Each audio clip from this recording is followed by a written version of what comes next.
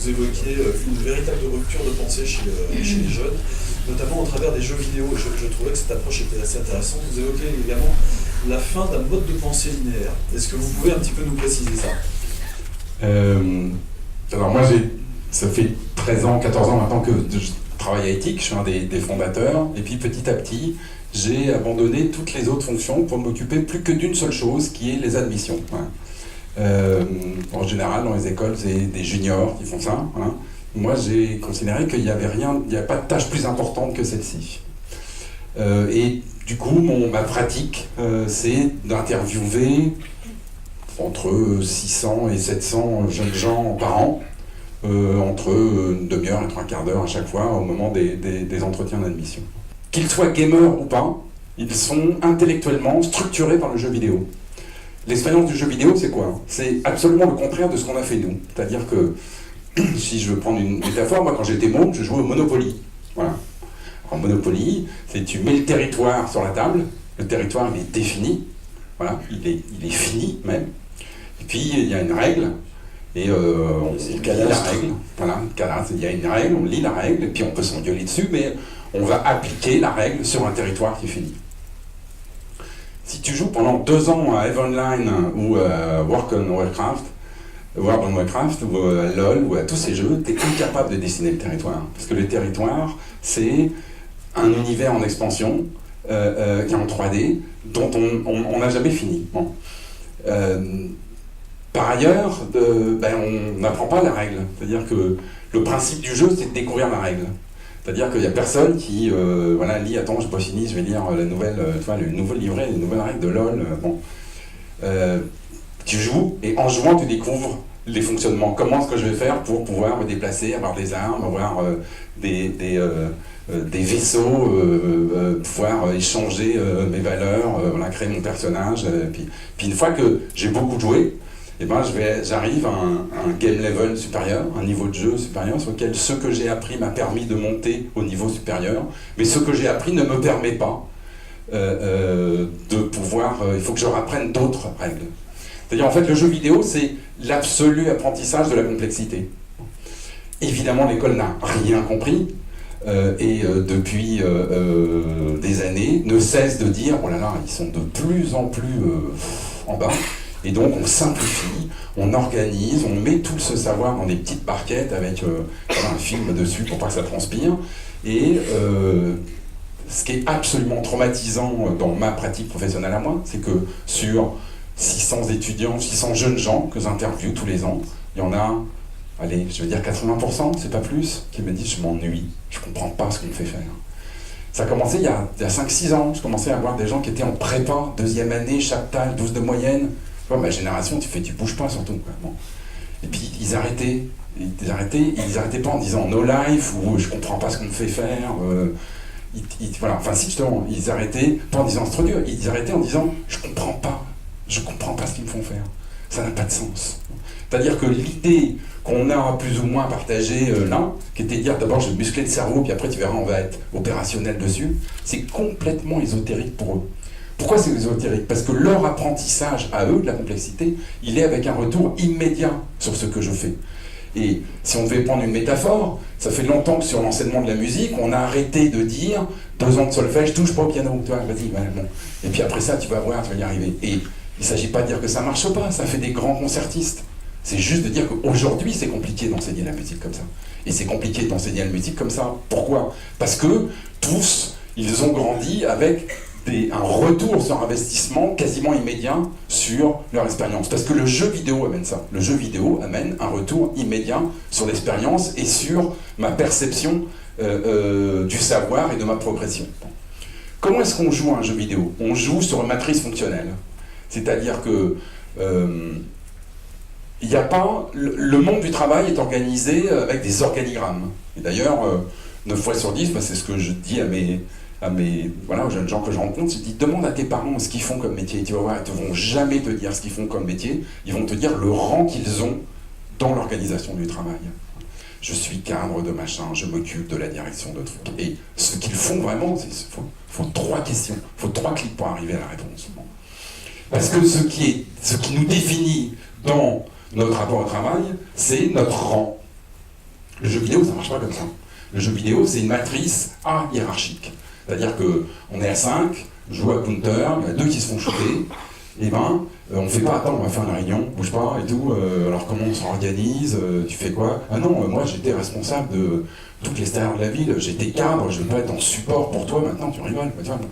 Or, c'est bien le modèle auquel on voudrait arriver en entreprise, c'est-à-dire un modèle de gestion par projet, sur lequel il n'y a pas de rang au travail, mais il y a l'ensemble des fonctions qui doivent être couvertes. Et ben voilà, je suis chef de projet, puis il y a une autre mission, et je vais être support pour une autre chose. Pour revenir à la pédagogie, et je termine avec ça, c'est évidemment qu'il faut remettre de la complexité dans la pédagogie, et il faut leur donner des problématiques et non pas des choses segmentées. Il faut foutre du bordel, voilà, en disant vas-y, débrouille-toi, trouve la solution. Première chose, c'est évident. Il faut décloisonner, il faut mettre de l'hybridation dans les compétences, il faut les amener à résoudre des problématiques.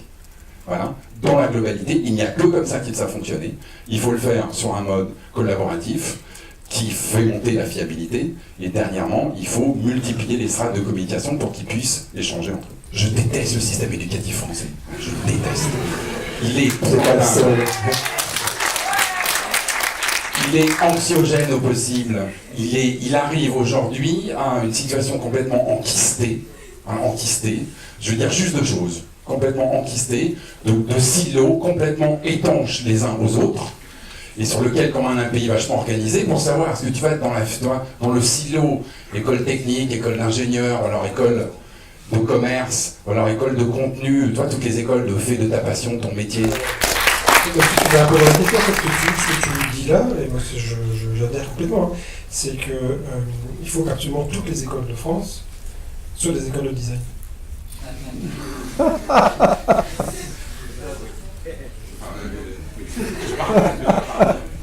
C'est le jeu qu'on a donné, c'est exactement ça. Jean-Louis, et puis après on repartira sur le. C'est juste une valeur. Je suis 100% d'accord avec ce que tu viens de dire, mais profondément, mais tu es français. D'abord, tu as fait une merveilleuse analyse et tu as été clair, donc ça veut dire que tu es français. Et deuxièmement, tu as parlé de problématiques. Il n'y a que les Français qui voient le rêve, le futur, l'avenir, un projet, une envie comme un problème. C'est-à-dire que nous, en France, on résout les problèmes. Les autres, ils rêvent de solutions, ils rêvent de quelque chose. Nous, on résout les problèmes. Donc, tu changes rien à ton discours, mais tu enlèves le mot problème. Super. Geoffrey, à toi. Quels sont les signes de cette révolution cognitive de ton point de vue? Alors c'est intéressant en termes de signes, en termes d'usage, de parler de jeux vidéo, comme le fait Denis. Les jeux vidéo, c'est une façon de... Voilà, on ne lit pas la règle d'un jeu vidéo. On joue et on apprend en faisant, quoi. Et je pense que ça, c'est une première action. C'est difficile d'enseigner, d'expliquer à un étudiant certaines choses, tout en faisant. Et d'avancer comme ça, de façon itérative, en expliquant des éléments, en les construisant et en revenant dessus, et en échouant et en apprenant. Et les entreprises aujourd'hui, en tout cas celles qui essayent d'innover, essayent de fonctionner dans ce sens-là, en échouant et en itérant par-dessus. Le jeu vidéo, c'est ça. Ça, c'est intéressant d'avoir cette observation-là, parce que voilà, on a toute la connaissance du monde dans nos ordinateurs. Vous parliez très justement de quotient émotionnel. Moi, il y a un mot que j'aime beaucoup, c'est l'empathie. Quand tout à coup je suis devant une solution logicielle, une interface, peu importe, il va falloir que... Est-ce que c'est l'interface qui va s'adapter à moi? Est-ce que c'est moi qui vais m'adapter à l'interface? Est-ce que finalement ça se fait de façon anarchique? Quand je travaille avec des étudiants, j'ai beau leur donner tous les outils que je veux, finalement ce qu'ils font c'est qu'ils créent un groupe de travail, ou plutôt un groupe tout court d'ailleurs sur Facebook pour échanger. Ça c'est une... Voilà, c'est dans les usages, c'est tel quel, il faut le prendre en compte. Pareil, sur le fait de s'adapter, c'est quelque chose qui est... voilà, moi, une des plus belles choses que j'ai apprises à l'école, c'est de m'adapter. Juste apprendre à s'adapter. Et s'adapter, alors que toutes les écoles de design, que toutes les écoles françaises soient des écoles de design, je dirais plutôt toutes les écoles françaises puissent apprendre aux enfants, aux jeunes et même à ceux qui continuent les études à s'adapter. À s'adapter, parce qu'on parle de révolution numérique, on parle de jeux vidéo, on parle de ces changements-là. Mais en fait, voilà, il y a 3 ans, on parlait de domotique, aujourd'hui on parle de robots, on parle d'objets connectés, dans 2 ans, ce sera ringard complètement. Et au final, comment on peut écrire un programme de cours, comment on peut écrire un programme pédagogique ne sachant pas de quoi va être fait le monde dans 5 ans, dans 10 ans, on ne sait rien. Et on le voit venir, on essaie de l'anticiper au mieux. Mais je pense déjà d'apprendre à penser, d'apprendre à avoir un certain degré d'empathie envers les autres, envers les gens pour qui on fait les choses. Parce que c'est ça aussi, je pense, d'avoir une sensation de se poser la question avant même de créer, de se dire pourquoi, d'apprendre aussi un petit peu à analyser. Je pense que c'est important de pouvoir analyser quand même si on est en France et que ça peut être critiqué d'une vision analytique. Je pense que voilà, il faut avancer comme ça. Je vois beaucoup d'étudiants aussi qui fonctionnent de façon très, très cartésienne, très logique, très cohérente, pour se rassurer. Ils sont hyper angoissés. Moi, je reçois des mails très souvent sur voilà, je suis étudiant en design, je suis étudiant en école d'art, et j'hésite à changer parce que je vais pas trouver de boulot, parce que je vais pas réussir, quoi. Ils se mettent la pression énormément. Donc tout ça, c'est plein de paradigmes. Je pense qu'on a souvent une vision très noir et blanc, en disant quotient intellectuel, quotient émotionnel, école française c'est comme ça, et il n'y a pas d'itération dans les écoles françaises, etc. Je pense que c'est beaucoup plus fin que ça. Aujourd'hui, on parle d'école du numérique et de nos métiers numériques. Je pense que c'est même pas ce sera même plus un sujet, et c'est même plus un sujet aujourd'hui. C'est l'école tout court. Je ne sais pas exactement comment réagir. Enfin, globalement, je suis effectivement assez d'accord. Parce que c'est à peu près ce qu'on vit. En fin de compte, moi, je dirige une école qui n'y a pas de prof. Je dirige une sorte. Enfin, en fin de compte, je suis maître de jeu dans une espèce de système de jeu où les étudiants s'auto-organisent autour de problématiques. Je fournis des problèmes, ils se débrouillent à résoudre des problèmes. Et de plus en plus, d'ailleurs, je vais finir par ne plus fournir les problèmes, puisqu'on est en train de mettre en place un système où c'est les étudiants qui vont fabriquer les problèmes pour eux-mêmes, pour les autres étudiants. On va se passer tout seul. Je pense qu'on va partir en vacances. Mais globalement, si vous voulez, on est dans un système exactement comme ça, qui est complètement auto-organisé, où finalement, tout ce qui compte, c'est de se valoriser par rapport à la communauté des étudiants. Les étudiants, finalement, se reconnaissent eux-mêmes des compétences, et donc, du coup, se tirent vers le haut les uns les autres petit à petit. Donc ça fait des cercles concentriques, de plus en plus exigeants. Qu'est-ce que vous apportez alors? Un cadre dans lequel ça c'est possible, ou bien à un moment vous venez une exigence peut-être introduire des éléments nouveaux? Qu'est-ce qui fait que c'est un environnement d'enseignement, de transmission? C'est pas rien de rentrer à 42. Il y a combien? 25 000 ou 30 000 candidats? Il y a eu 70 000 candidats, 50 000 la première année. L'an dernier, on aura 80 000, je pense, cette année. Voilà. Parce que c'est parti très Alors donc, vous avez aussi un énorme travail de sélection, et ensuite, il y a cette fameuse piscine. Mais je ne suis pas convaincu que la sélection participe tellement. La sélection, elle est faite parce qu'on n'a pas assez de chaises, quoi. Il faut bien les choisir. Et je ne suis pas convaincu qu'on ait une vraie corrélation entre notre sélection et la réussite. C'est un peu compliqué. On est bien obligé de choisir. On choisit, hein.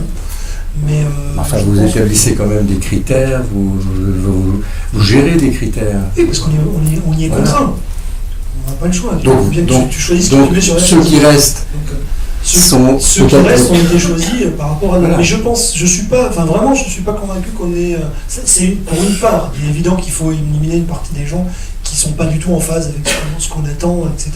D'ailleurs, il y en a qui s'éliminent tout seuls. Quand on fait, en fin de compte, on sélectionne en plusieurs phases. Donc, on sélectionne sur le net à travers des jeux vidéo. Donc, on récupère à peu près 20 000 personnes à la sortie de ça. Après, on a des sortes de validation cognitive, je dirais, de logique, etc., où on va descendre autour de 4 000. Et après, on fait ce qu'on appelle les piscines, on les prend pendant 4 semaines.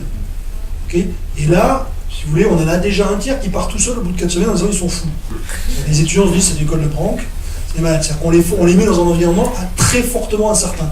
C'est-à-dire qu'ils ne sont pas sûrs de retrouver leur fichier les lendemains, quand ils partent le lendemain. Dans tous les sujets, il y a marqué le sujet peut changer jusqu'à une heure du rendu. On devrait marquer il va changer jusqu'à une heure du rendu, parce que leur interaction, c'est-à-dire leur action, c'est les étudiants qui modifient le sujet. Chaque fois qu'un étudiant qui fait quelque chose, ça modifie le sujet. Donc ils sont un système réentrant. Donc ils deviennent fous, ils ne comprennent pas. Plus ils s'agitent, plus ça bouge. Donc c'est assez agressif. Et donc on les maintient comme ça pendant 4 semaines, à 15 heures par jour, tous les jours avec les week-ends. Donc ça crée beaucoup de stress, et on voit ceux qui supportent ce stress-là. Et en fin de compte, au passage, à la fin, ils ont plein de notes et on ne les regarde pas. Donc ça on leur dit pas. Mais globalement, si vous voulez, on ne regarde pas les notes, on va regarder comment ils ont travaillé avec les autres, on va regarder ce qu'ils ont été capables de mettre en place, des stratégies de contournement aux problèmes qu'on leur crée, et on va regarder combien finalement sont capables de revenir sur ce qu'ils ont mis en place. Donc c'est quelque chose d'assez compliqué. Mais c'est vrai qu'on sélectionne beaucoup. Mais je pense qu'on appliquerait le même process sur un beaucoup plus grand nombre, on aurait des résultats à peu près comparables. Mais surtout, ce qu'on fait, c'est qu'on n'enseigne pas du tout. C'est-à-dire qu'on ne transmet aucune connaissance, on considère que la connaissance, elle est librement accessible, et tout ce qu'on leur pose, c'est des problèmes. C'est-à-dire qu'on fabrique les problèmes, on a des entreprises qui amènent des problèmes, et du coup, ils vont se structurer autour de ces problèmes, et ils vont avoir, finalement, ils ont besoin de l'outil de développement. Nous, on est là pour apprendre à programmer, on n'est pas là pour apprendre autre chose. Donc, ils ont besoin de l'informatique pour résoudre leurs problèmes, et ils l'apprennent parce qu'ils en ont besoin. C'est aussi simple que ça, c'est un besoin parce qu'ils sont motivés par le fait d'avoir envie de résoudre. Et de briller aux yeux de leurs copains. Alors, on est une sorte, si vous voulez, ce que fait l'équipe, par contre, c'est qu'elle fait du teasing. C'est-à-dire qu'on est une sorte de podium qui dit vous avez fait un truc génial, eux, ils ont fait ça, pour que les autres ne se laissent pas aller à la médiocrité, quoi. Donc, on est là pour mettre en avant qui a réussi. Ouais, j'ai entendu dire que machin, donc on a un community manager qui gère chaque projet et qui va dire j'ai entendu dire qu'il y a des mecs qui ont déjà réussi à le faire en 20 millisecondes, c'est un problème de temps, et tout le monde se bat pour dire oh putain, il y a un mec qui l'a fait. Des fois, c'est pas vrai, d'ailleurs. C'est pas le sujet c'est juste qu'il bouge. Stéphane, je vais revenir sur quelque chose que disait Geoffrey par rapport à sa gestion justement de l'usage des logiciels. Comment est-ce qu'un éditeur aujourd'hui, toi tu es chez Adobe, comment est-ce qu'un éditeur gère ce changement cognitif chez les jeunes, ou les moins jeunes d'ailleurs, c'est pas gênant. Est-ce que ça passe par des technologies particulières, des convergences d'applications, un bouleversement dans les interfaces logicielles, c'est ce que disait un petit peu Geoffrey tout à l'heure. Est-ce qu'il attend que l'interface s'adapte à lui, à son mode de pensée? Comment est-ce que vous gérez ça? On essaie effectivement de suivre et de sentir toutes les tendances, c'est-à-dire que notre but malgré tout c'est de faire des outils de création et d'éliminer les frictions dans la création. La création ça reste ce que la personne a exprimé, tout ça ne changera jamais. Par contre, effectivement de plus en plus on a un téléphone dans la poche, on capture des choses avec une photo, on capture des couleurs de plus en plus. Comment je fais pour que ça passe sans friction de ça à mon iPad si je continue mon croquis sur l'iPad, à mon ordinateur, comment je fais justement avec ces profils de plus en plus, malgré tout on voit il y a quand même certaines spécialisations quand même des jeunes, mais de plus en plus s'ils ont besoin de faire un petit bout de vidéo pour mettre dans une publication numérique, ils vont la faire, ils vont couper, ils vont faire un petit peu de mix, ils vont pas être spécialistes dans tout, mais ils vont toucher à tout et comprendre certaines choses en fait. Donc c'est faire en sorte qu'ils aient accès à tous les logiciels, un petit peu comme un Spotify ou un Deezer pour la musique, petite dédicace à Jacinthe. Donc en fait c'est le même principe, c'est-à-dire que je vais pas écouter tout ce qu'il y a sur Deezer, mais j'ai accès à ce que je veux quand j'en ai envie. Alors il n'y a pas tout, il n'y a pas etc. Mais on a quand même une grande qualité. Puis ensuite, c'est comment faire en sorte que ça soit un vrai usage.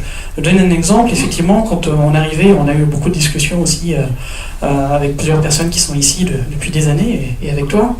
On avait effectivement, quand ceci est arrivé, le touch a été démocratisé, on va dire plutôt. On était tous sur le touch, mais de plus en plus, pour moi, je défends qu'on doit être multisensoriel, c'est-à-dire qu'on doit être adapté. Et on commence à enfin avoir, pour moi, les périphériques qui sont ça. Si on prend par exemple la Wacom Companion ou la Surface, Microsoft Surface, si vous avez déjà eu l'occasion d'expérimenter, on arrive sur un device où j'ai plus un écran en face, pareil comme je disais tout à l'heure, où un gamin il veut bouger l'écran, là on réagit dessus, et je vais pouvoir travailler avec ma main zoomée, déplacée, travailler avec un stylo de l'autre, parce que quand même dessiner c'est plus facile avec un stylet, et puis en même temps je vais avoir une caméra, je peux prendre en photo, j'ai un clavier quand j'ai besoin de faire de la saisie, un vrai clavier physique, j'ai aussi un clavier virtuel. On pourrait très bien imaginer maintenant prendre la petite caméra, faire un eye tracking, et quand je regarde quelque chose, eh bien quelque chose se déclenchera uniquement ici. Donc on a par exemple sur certains logiciels comme Illustrator, Photoshop, on a commencé à dissocier en fait la couche logicielle, donc les fonctions, de la couche d'interaction. Donc, par exemple Illustrator, on a une interface tactile, on peut revenir à l'interface classique quand on veut, mais qui est vraiment adaptée au touch, c'est-à-dire qu'on a aussi bien des boutons plus gros comme sur un iPad, parce qu'on va réagir au touch, qu'on a un écran plus petit. Et puis on va avoir en même temps des outils où, je sais pas, tous ceux qui sont ici, je pense qu'une bonne partie vous connaissez la plume, sans avoir une touche de raccourci Alt ou commande ou contrôle, etc., c'est pas facile quand même d'utiliser la plume. Donc là on pense à des nouveaux outils, il y en a un déjà ici qui s'appelle Courbature, où en fait tout va se passer avec le même outil, et avec simplement des double tapes, avec des points, et les courbes vont générer automatiquement, et les lignes droites aussi. Donc c'est vraiment essayer de repenser l'usage dans le logiciel et de réinventer le logiciel, et aussi les nouveaux usages. Il y a des nouvelles caméras, il y a des GoPro, il y a des RAID. Comment tout ceci va arriver sans friction en fait dans mon processus de travail, aussi bien en acquisition qu'en export, et comment ensuite je fais aussi la dimension sociale extrêmement importante. Une des raisons pour lesquelles on a fait l'acquisition de Behance il y a quelques années. Ils gardent toujours leur indépendance, mais c'est toute la partie ProSite qui nous appartient surtout. C'est tout simplement pour pouvoir avoir un mécanisme rapide. Comment je fais pour demander l'avis à un cercle de personnes qui m'intéressent, des work in progress. Comment je fais pour faire la promotion de mon travail dans la communauté, pour trouver d'autres intervenants via le Talent Search par exemple. Et comment je fais pour avoir ma propre marque, pour publier mes propres contenus. Donc c'est essayer de mettre en place toutes ces briques dont on parle depuis tout à l'heure, c'est-à-dire que j'élimine les frictions, je me concentre sur vraiment ma tâche. Et dans les interfaces, on a de plus en plus, alors ça depuis longtemps, des HUD, c'est-à-dire du travail en contexte. J'ai pas besoin d'aller dans un menu, dans un sous-menu. J'ai besoin, je fais un raccourci, un tab, un triple tab, un clic droit, ce qu'on veut sur le stylet, et tout de suite m'apparaissent les éléments dont j'ai besoin en contexte. Étienne, par exemple. Alors vous enseignez auprès de professeurs. Est-ce que, entre autres, est-ce que ces derniers peuvent s'adapter à des jeunes étudiants dont les principes cognitifs, on l'a bien vu, là, sont totalement transformés? Et je vais citer le paradoxe dont on parlait tout à l'heure en s'amusant un peu, c'est que vous enseignez la physique, dont le corpus n'a pas changé depuis 30 ans. Est-ce que justement c'est pas un paradoxe? C'est comment vous faites pour vous adapter en fait dans la situation actuelle?